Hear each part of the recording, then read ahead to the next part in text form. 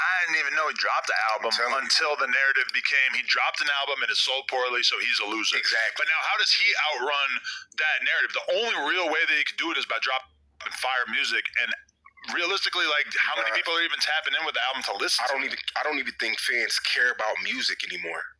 I don't even think they do. How is that even possible? But you say that? People, no. People still listen to music. Yeah. But I don't feel like people. I remember when cover art used to come out, and we would just analyze the cover art for 30 minutes. Yeah. And lyrics, and I remember getting with my boys, we talking about punchlines and what he said, and like music.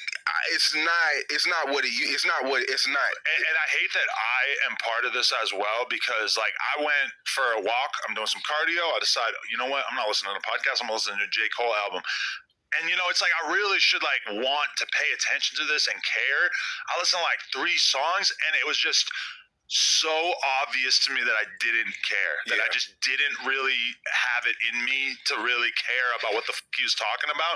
And that's, like, one of the most prevalent rappers. I know he did 300K, super good. He's one of the top guys still in the game.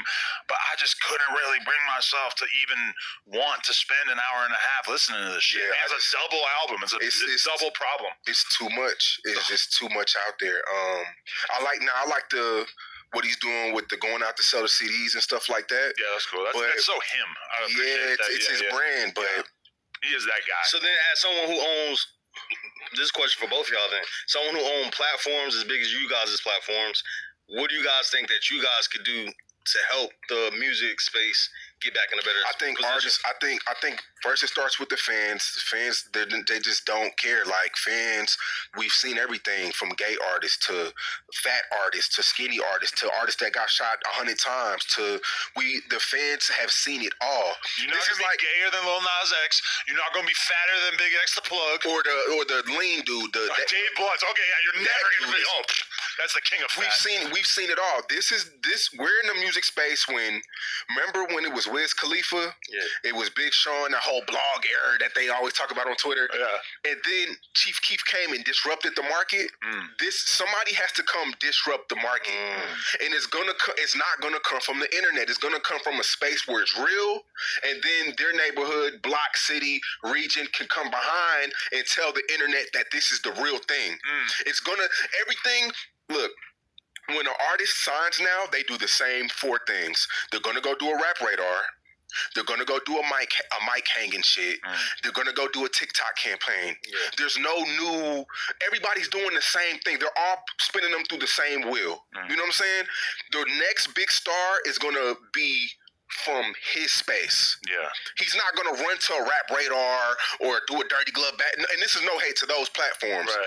But the next star is going to be so against what everybody else does. He's going to do it his way, and the people are going to gravitate to him. He's not going to go beg and scream and try to get those fans. They're going to come to him. But I mean, when Chief Keef came out, it's like, hey, he's so rebellious. He's way more gangster than most of the established artists, and he's like 16. Yeah. So that was very mind-blowing to a lot of people. We didn't even know that these kind of kids were really like that. And he was rebellious. Yeah. When he did the 50 Cent shit, he didn't even show up to the shoot. Come on, man. You're right. Kodak Black. When Drake wanted to do the song with Kodak Black in the beginning, was it skirt, skirt, skirt? Drake wanted to get on that. Yeah. But Kodak was like, no, I'm going to do it my way, the hard way. Now you're building a foundation. Now your fans know you won't sell out. Now your fans know, you can smell it. You can just smell when something is real. And that's what is missing. Like, everything's too funneled through that and seeded through blogs. And don't get it twisted, blogs are great. Like, me and Remo, we do, we do good business. But nah, it gotta be from somewhere real, bro. Yeah. It ain't been from nowhere real lately. Yeah, it's crazy. And the fans are not dumb. Wiz Khalifa blew up by just being like a cool guy who smoked a lot of weed. Cool guy, smoked weed. Nobody gives a fuck about that Did anymore. vlogs. He's not gonna be the weed guy. He did vlogs, brought you to his world. Chuck Taylors with cargo pants. Yeah, but he was internet forward at a time where everybody else wasn't. Now everybody's knee deep in the internet shit, and it's kind of like, how do you create like a sense of mystery and intrigue with the people?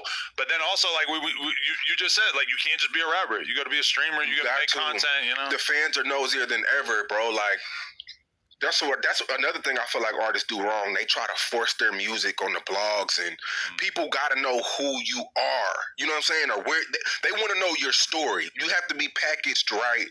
And I feel like a lot of these people are too music first. I know a lot of people who make great music that are on their mom couch. It's not, the music is not, talent don't pay the bills no more. People want to be entertained, and you just have to package it right. And it's a weird balance that people just have to figure out. Yeah. But I feel like the fans have caught up, and they can see through everything now. Let me ask you this: how much do you think Kendrick and Drake's beef played a part in hip hop separation? Because I seen academics kind of use that take a lot. I don't agree with that. I feel like people love the competition. Competition has always thrived in hip hop. I don't get that narrative that academics. I think it's more so people saying, or I think Ack might have been the main person pushing this narrative, but like Kendrick kind of made it where Drake can't really collab with as many artists because he's getting called out for, you know, being a culture vulture and like taking everybody's sound. So, but Drake was giving everyone these stimulus packages and blowing them up. But now he's kind of like having to do the solo thing that maybe the music is not like, I don't know, maybe people aren't getting the Drake stimulus packages. But a lot of people too is like, you know, you might want YoungBoy's fan base. You're not getting a YoungBoy feature. You're not getting a Cardi feature. Like these people are mega protective of their image and their ability to, because they know what they could do for an artist. Yeah. Herkenbaar. Gefrustreerd omdat je dacht goed bezig te zijn met zonnepanelen en een boetes voor terugkrijgt. Maar je